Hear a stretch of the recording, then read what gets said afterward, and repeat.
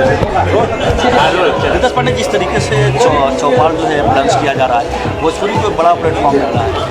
क्या कहना चाहिए? ये हमारे इंडस्ट्री के लिए बहुत अच्छी बात है और हम आप सबके माध्यम से एक सवाल करना चाह रहे हैं, ये आप लोगों को एक सुझाव देना चाह रहे हैं। जितने भी पत्रकार बंधु हमारे हैं उन सबको एक सुझाव देना चाह रहे हैं कि आप लोग सवाल भोजपुरी में पूछा करिए, तो आप लोग को जवाब भी भोजपुरी में मिलेगा। राहुल पैर में कैसे लगा? असल में भाई हम शूटिंग करते रहे साक्षी शंकर फिल्म के जौनपुर में, तो हमने के स्टंट करे नहीं जाए, स्टंट करे के तो केबल ओबल पर लटके के पड़ेला, तो वही में छोटा सा एक्सीडेंट हुआ, जल्दी सही हो जाए। जो चौपाल आज लॉन्च होता है उसके बारे में क्या कहना चाहिए? भोजपुरी के बहुत बड़ा एक प्लेटफॉर्म मिले, भोजपुरी पिक्चर अब आसानी से जो रिलीज होती है, ये हमनी के भोजपुरी के सौभाग्य के बात बा, काहे से कि और सब इंडस्ट्रीज में तो रहे OTT प्लेटफॉर्म, लेकिन पहला बार हमनी के भोजपुरी में OTT प्लेटफॉर्म आज लॉन्च होता।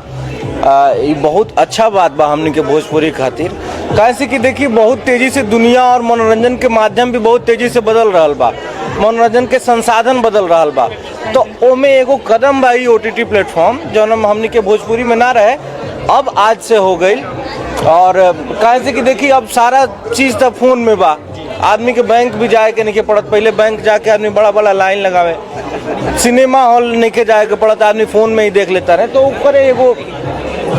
अनौपचारिक रूप से एगो साधन बा OTT प्लेटफॉर्म चौपाल, जौन भोजपुरी में वेब सीरीज भी आज से पहले ना बनत रहे। अब ए पर पहला वेब सीरीज प्रपंच आई पवन भैया के, ओकरा बाद हमार वेब सीरीज आई लंका में डंका,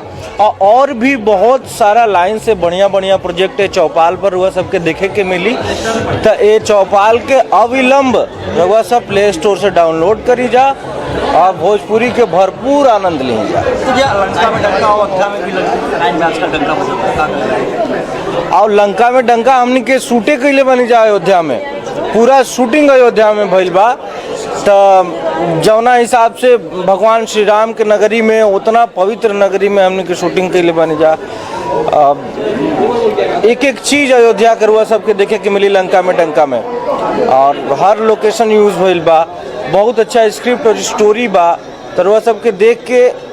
बहुत आनंद आई और रुआ सब बोलब जब पैसा वसूल।